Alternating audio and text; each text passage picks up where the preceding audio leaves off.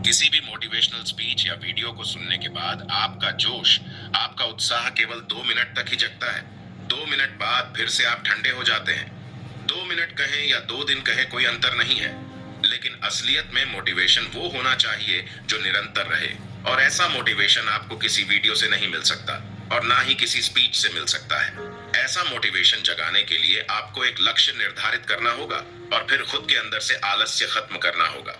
उसके बाद आपके अंदर एक ऐसा जोश, एक ऐसा उत्साह जन्म लेगा जो निरंतर रहेगा, जो शाश्वत रहेगा। आलस्य का ताकत और कमजोरी से कुछ लेना देना नहीं है। हमने अपने आसपास ऐसे बहुत से लोगों को देखा है जो शारीरिक रूप से बहुत ताकतवर होते हैं, जिम जाते हैं, शारीरिक व्यायाम करते, लेकिन वो फिर भी आलसी होते हैं। क्योंकि जोश और उत्साह तो कहीं और से जन्म लेता है, और एक बार अगर आप उस केंद्र को समझ गए तो जीवन भर आपको आलस्य कभी छू नहीं पाएगा और आपको कोई दूसरी मोटिवेशनल स्पीच सुनने की भी जरूरत नहीं पड़ेगी। आज की जो बौद्ध कहानी मैं आपको सुनाने वाला हूँ, उसमें आपको एक ऐसा रहस्य पता चलेगा जिसको जानने के बाद आप अपने आलस्य को त्याग कर हर पल मोटिवेट रहकर अपने लक्ष्य को प्राप्त कर सकते हैं। इससे पहले कि आप इस कहानी में कहीं खो जाएं, वीडियो को लाइक करके चैनल को सब्सक्राइब कर लीजिएगा और कहानी के बारे में अपने विचारों को कमेंट बॉक्स में बताना मत भूलना। तो चलिए कहानी शुरू करते हैं। बहुत पहले समय की बात है, जब हिंदुस्तान पर अंग्रेजों का राज हुआ करता था। उस समय ज्यादातर लोग खेती बाड़ी करके अपना जीवन बिताया करते थे। उसी समय एक गांव में एक लड़का रहता था जिसका नाम राजेश था। वह अपने पिता के साथ रहा करता था। राजेश अभी शादीशुदा नहीं था और अपने पिता के साथ खेती बाड़ी में अक्सर उनका हाथ बंटाया करता था। उसके पिता बूढ़े हो चले थे, लेकिन खेतों का काम करना अभी भी उन्होंने नहीं छोड़ा था। दूसरी तरफ राजेश शारीरिक रूप से काफी मजबूत था। जिस काम को करने के लिए 4 लोगों की जरूरत होती थी, वहां पर राजेश उस काम को अकेला ही कर देता था। उसमें अद्भुत ताकत थी। उसकी माँ घर पर गाय और भैंसें पाला करती थी, जिनका दूध पीकर राजेश बहुत ही ताकतवर हो चुका था। और इसी वजह से गांव में कोई भी राजेश और उसके परिवार के साथ पंगा या झगड़ा नहीं करता था। उस समय जो भी खेती बाड़ी में अनाज पैदा होता था, उसका बहुत सा हिस्सा लगान के रूप में अंग्रेज उनके गांव में आकर ले जाया करते थे। इसलिए गांव वालों को अपने खाने पीने की चीजें उगाने के लिए खेत में बहुत मेहनत करनी पड़ती थी, क्योंकि बहुत सारा अनाज लगान के रूप में देने के बाद उनके पास खाने के लिए बहुत कम अनाज बचता था। इसलिए ज्यादा मेहनत करके वो अपने लिए पूरे साल का अनाज पैदा करने की कोशिश करते थे। हालांकि राजेश का पिता बूढ़ा हो चुका था, लेकिन वह खेती बाड़ी के काम में बड़ा ही अनुभवी आदमी था। कौन सा फसल कब लगाना है, उसमें कितना पानी देना है, कितने मेहनत चाहिए, ये सब राजेश के पिता को भली भांति पता था और वो मेहनत करने के लिए कभी पीछे भी नहीं हटते थे। सर्दियों के दिनों में रात भर अपनी फसल में पानी देने का काम वो बड़ी ही आसानी के साथ कर लेते थे। लेकिन अब धीरे धीरे उनकी उम्र ज्यादा हो गई थी और उनकी देखने की क्षमता भी कम हो गई थी।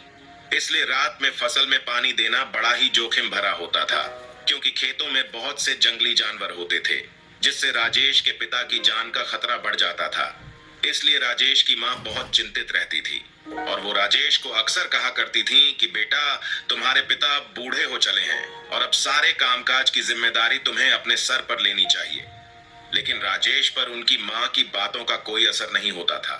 वो दिन भर अपने दोस्तों के साथ गप्पे मारता रहता था, लेकिन अपने पिता की काम में मदद कभी नहीं करता था। एक दिन जब राजेश के पिता फसल में पानी दे रहे थे, तो आश्चर्यचकित रूप से एक सांप उनके पैर पर काट कर चला गया। उनके आसपास मदद के लिए कोई भी मौजूद नहीं था। वो जल्दी जल्दी कदम बढ़ाते हुए अपने घर पहुंचते हैं। रात का समय था और अस्पताल भी कहीं आसपास नहीं था। सबसे नजदीक अस्पताल वहां के नगर में था, जो कि गांव से बहुत दूरी पर था। इसलिए अब आनन फानन में राजेश अपने पिता को लेकर नगर में जाता है और रास्ते में ही उनकी मृत्यु हो जाती है। राजेश अपने पिता के मृत शरीर को लेकर घर पर वापस लौट आता है। उसके घर में सन्नाटा छा गया था। घर में अब कोई नहीं बचा था जो घर की जिम्मेदारी अपने कंधों पर ले सके। घर में सिर्फ राजेश और उसकी माँ बचे थे। अब पूरी जिम्मेदारी राजेश के कंधों पर थी। राजेश ने कभी सपने में भी नहीं सोचा था कि उसका जीवन आगे किस तरह चलने वाला है। अब तक तो राजेश बेफिक्र हुआ करता था, लेकिन अब अचानक से सारी जिम्मेदारी उसी के कंधों पर आ गई थी। अब उसे ही फसल उगानी पड़ती थी। फसल की देखभाल, फसल में पानी देना उसी का काम हो गया था। लेकिन राजेश के मन को काम ना करने की आदत लग चुकी थी और इसी वजह से उसका किसी काम में मन नहीं लगता था। वह बस पूरे दिन गप्पे मारता, ताश खेलता और इधर उधर घूमता था। लेकिन वो दिन भी आ गया जब अंग्रेज उस गांव से लगान वसूल करने के लिए आ पहुंचे। राजेश अपने खेतों की देखभाल नहीं करता था, इसलिए दूसरे खेतों के मुकाबले उसके खेत में आधा अनाज हुआ था और आधे में से ज्यादातर हिस्सा अंग्रेज लगान के रूप में वसूल कर अपने साथ ले गए। अब राजेश के घर में खाने के भी लाले पड़ गए थे। दाने दाने के लिए उसकी माँ अपने पड़ोसियों की मोहताज हो चुकी थी। उसकी माँ को मांगना अच्छा तो नहीं लगता था, लेकिन वह कर भी क्या सकती थी, क्योंकि राजेश एक बहुत ही आलसी प्रवृत्ति का आदमी हो चुका था। उसके खेत बंजर पड़े रहते थे और कोई अनाज उगाने वाला नहीं था। यह देखकर राजेश की माँ को बहुत आघात पहुंचता था। उसके सीने में एक दर्द सा उठता था। जो परिवार कुछ समय पहले इतना धन संपन्न हुआ करता था, उसके पति के मरते ही वह दाने दाने के लिए पड़ोसियों के मोहताज हो चुके थे। वो अक्सर राजेश को समझाने की बहुत कोशिश करती, लेकिन उसकी बातें सुनने के बाद राजेश कुछ देर तक तो जोश और उत्साह में रहता और वह सीधा कस्सी उठाकर अपने खेत में पहुंचा जाता था। लेकिन कुछ देर बाद फिर से उसका उत्साह, उसका जोश ठंडा पड़ जाता और फिर से वही जीवन शैली शुरू हो जाती। एक दिन जब राजेश की माँ राजेश को खरी खोटी सुना रही थी, तो राजेश ने गुस्से में आकर अपनी माँ से कहा, मैं भी चाहता हूं कि दूसरों की तरह अनाज उगाना, लेकिन मैं क्या करूं? मेरा मन मेरे वश में नहीं है। मैं रोज रात में यही सोचकर सोता हूं कि सुबह उठकर अपने खेतों में काम करूंगा, अनाज उगाऊंगा, लेकिन सुबह उठते ही पता नहीं मुझे ऐसा क्या हो जाता है कि बिस्तर से उठने का मेरा मन नहीं करता। मैं खुद अपने आप से बहुत परेशान हो चुका हूं। मैं खुद इन चीजों से छुटकारा चाहता हूं। मैं क्या करूं, मुझे कुछ समझ नहीं आता। ये सारी बातें उनका पड़ोसी भी सुन रहा था। ये सुनने के बाद उसके पड़ोसी ने कहा, बेटा, तुम्हारे जैसी ही हालात मेरे बेटे की हुआ करती थी, लेकिन किसी ने मुझे बताया कि पड़ोस के गांव में एक बौद्ध भिक्षु आया है। जब मैंने अपने बेटे को उससे मिलाया तो पता नहीं उसने ऐसा क्या बताया कि मेरा बेटा आकाश एकदम से बदल गया। आज वो बहुत मेहनत करता है। सुबह उठते ही बिना बोले खेतों में काम करने के लिए पहुंच जाता है।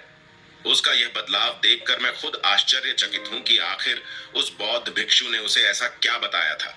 इसीलिए तुम भी एक बार जाकर उस बौद्ध से जरूर मिलना चाहिए। वो कुछ पैसे तो लेता नहीं है। अगर तुम्हारा फायदा नहीं हुआ तो तुम्हारा कुछ नुकसान भी नहीं होगा। यह सुनकर राजेश की मां ने राजेश से कहा, बेटा, तुम एक बार जाकर उस बौद्ध भिक्षु से जरूर मिलो। उसके बाद भी अगर तुम्हारे अंदर कोई बदलाव नहीं होता तो मैं सह लूंगी, लेकिन अपने स्तर पर तुम अपने आप को बदलने की कोशिश तो करो। एक बार तुम उन बौद्ध भिक्षु से जरूर मिलना। मुझे यकीन है कि कुछ ना कुछ सहायता तो तुम्हें जरूर वहां से मिलेगी। राजेश अगले दिन ही उस बौद्ध भिक्षु के पास पहुंच जाता है और अपनी सारी समस्या बता देता है। उसकी समस्या सुनने के बाद बौद्ध भिक्षु उसे बताते हैं कि तुम अपने आप को बदलना तो चाहते हो, यह तो जाहिर है, लेकिन 2 मिनट तक तुम्हारे अंदर जोश और उत्साह उठता है और इसलिए तुम रात में तो सोच कर सोते हो कि सुबह उठकर काम करूंगा, लेकिन सुबह वो काम नहीं कर पाते, क्योंकि 2 मिनट का जोश और उत्साह तुम्हें काम करने के लिए प्रेरित नहीं कर सकता। लेकिन 2 मिनट का जोश तुम्हें केवल दुख जरूर देगा, क्योंकि तुम वो काम पूरा नहीं कर पाओगे और पूरा नहीं करोगे तो तुम सोचोगे कि मेरा जोश और उत्साह किसी काम का नहीं है। इसलिए कभी भी किसी भी बात पर एकदम से जोशीले मत हो जाओ। अपने मन को शांत रखो और शांत प्रवृत्ति के साथ एक निरंतर जोश और उत्साह पैदा करने की कोशिश करो। मैं इसके लिए तुम्हें 5 रास्ते बताता हूँ, जिसके द्वारा तुम जीवन में जोश और उत्साह से भरे हुए रह सकते हो और किसी काम को करने में तुम्हें कोई परेशानी नहीं आएगी। सबसे पहला सिद्धांत, अपने लक्ष्य की तरफ हर एक दिन एक कदम बढ़ाने का फैसला करो। तुम्हें पूरा काम एक दिन में खत्म नहीं करना है। यही सोचकर तो हम कभी भी अपने काम को पूरा नहीं कर पाते। तुम खुद सोचो, क्या तुम एक दिन में ही अपने खेतों में फसल उगा सकते हो? कभी नहीं उगा सकते। फसल उगाने का काम धीरे धीरे होता है, इसलिए तुम रोज अपनी फसल उगाने की तरफ एक कदम बढ़ाना शुरू करो। जैसे ही फसल उगाने की बारी आई तो सबसे पहले एक दिन जाकर तुम अपने खेतों को तैयार कर दो। उसके बाद धीरे धीरे हर एक दिन के साथ अपने खेतों में फसल उगाने का काम बढ़ाते रहो। उससे तुम्हारा जोश और उत्साह कम होने की बजाय निरंतर बढ़ता रहेगा, क्योंकि जैसे जैसे तुम हर दिन अपनी मंजिल की तरफ एक कदम बढ़ाओगे, तुम यह पाओगे कि तुम मंजिल के करीब पहुंच रहे हो और मंजिल तुम्हारी तरफ आ रही है। जब कोई आदमी किसी पहाड़ पर चढ़ना शुरू करता है तो शुरुआत में उसे वह पहाड़ बहुत ऊंचा दिखाई देता है। शायद वह उस पहाड़ की ऊंचाई को देखकर उस पर कभी चढ़ने का फैसला ही ना करे। लेकिन जब कोई आदमी उस पहाड़ पर चढ़ना शुरू करता है तो वह धीरे धीरे उसकी चोटी तक पहुंचने लगता है और उसके कदम जल्दी जल्दी उठने लगते हैं, क्योंकि वो अपनी मंजिल के करीब पहुंच चुका होता है। इसलिए पहला सिद्धांत, रोज अपनी मंजिल की तरफ एक एक कदम बढ़ाओ, न ज्यादा न कम। दूसरा सिद्धांत जो आलस्य को दूर कर देता है वो ये है कि हम बाहर का खाना पीना कहते हैं, धूम्रपान करते हैं, नशीले पदार्थों का सेवन करते हैं, जिससे हमारा शरीर आलस्य को पकड़ने लगता है। इसलिए उन नशीले कारणों का खात्मा बहुत जरूरी होता है। इसलिए अगर तुम उन सभी नशीले कणों को खत्म करना चाहते हो तो मैं तुम्हें एक विधि बताता हूँ। रोज सुबह जगने के बाद तुम्हें तिल का तेल लेना है और उसे मुंह में भरकर उसका कुल्ला करना है। कुल्ला करने के बाद उस तेल को तुम्हें बाहर फेंक देना। यह प्रक्रिया तुम्हें 21 दिनों तक हर दिन 5 मिनट तक करनी है। इसके बाद तुम्हारे शरीर से ये सारे नशीले कण कम खत्म हो जाएंगे और तुम्हारा शरीर फिर से विद्युत की भांति काम करने लगेगा। याद रहे, तिल के तेल का कुल्ला हर सुबह 21 दिनों तक करना है। तीसरा सिद्धांत जो आलस की जड़ को उखाड़ कर फेंक देगा वो यह है कि स्वाद को भुलाकर वो खाओ जो सीधे प्रकृति से प्राप्त होता है। हम अक्सर वो चीजें खाते हैं जो इंसानी हाथों के द्वारा बनाई जाती हैं। हम सीधा प्रकृति से मिलने वाला भोजन ग्रहण नहीं करते। इसलिए जो भोजन हमें सीधे प्रकृति से मिलता हो, जैसे फल, सब्जियां, अनाज की रोटी इत्यादि, इस तरह का खाना खाने से आपका शरीर आलस्य से दूर रहेगा और ऊर्जा से भरा रहेगा। इसलिए खाना वह खाओ जो आपके शरीर को ताकत प्रदान करे, और ताकत वो खाना प्रदान करता है जो प्रकृति से सीधा प्राप्त होता है। चौथा सिद्धांत जो समझने योग्य है वह यह है कि आप कर्म करने के लिए संसार में आए हो, इसीलिए अपना पूरा योगदान दो। जरा सोचिए कि अगर आप संसार में कर्म करने के लिए नहीं आते तो आप निर्जीव होते या कोई पत्थर होते। लेकिन आपको इंसान के रूप में एक जीवन मिला है जिसका आपको पूरा उपयोग करना होगा। आपको अपना योगदान इस संसार में देना होगा। आपको अपना कर्म भोग पूरा करना होगा, और कर्म भोग को पूरा किए बिना संसार में कहीं मुक्ति नहीं है। इसलिए अगर आप इस सिद्धांत को समझ लेते हैं कि मेरा योगदान इस संसार में क्या है, मेरा कर्म भोग क्या है, तो आप अपने आलस को खत्म करके अपना योगदान देने का भरपूर प्रयास करेंगे। पांचवा सिद्धांत यह है कि हमारे बिना भी वो काम पूरा हो जाएगा। हम अक्सर ये सोचते हैं कि उस काम को करने में हमारी क्या जरूरत है। जब इतने लोग उस काम को करने के लिए पहले से मौजूद है तो मेरी क्या आवश्यकता। और यही सोचकर हम अपना योगदान उस काम में नहीं देते। लेकिन अगर उस काम को हम अपनी जिम्मेदारी समझे, हम यह समझे कि यह काम मैं ही पूरा कर सकता हूं और मेरे बिना यह काम पूरा नहीं हो पाएगा, तो आपको अपनी जिम्मेदारियों का एहसास होगा और उसके बाद आप अपने आलस्य को दूर करने में सक्षम होंगे। आप अपने आलस्य को समझ पाएंगे और उसको दूर भी कर पाएंगे। तो ये है वह सिद्धांत जो बौद्ध भिक्षु ने राजेश को बताए हैं। ये सभी सिद्धांत जानने के बाद राजेश के मन में और शरीर में एक अलग ही ऊर्जा आ जाती है और वह गुरु को प्रणाम करके वहां से चला जाता है। अब आप हमें बताइए कि आप इनमें से किन सिद्धांतों को अपने जीवन में पहले से ही उतार चुके हैं। हमें नीचे कमेंट करके जरूर बताएं, और आप इन सभी सिद्धांतों को अपने जीवन में कब से अपना रहे हैं यह भी बताएं। दोस्तों, आज की वीडियो में बस इतना ही। वीडियो को लाइक करें और ज्यादा से ज्यादा शेयर करें। मिलते हैं अगली वीडियो में। तब तक के लिए आप अपना और अपने परिवार का ख्याल रखें। धन्यवाद।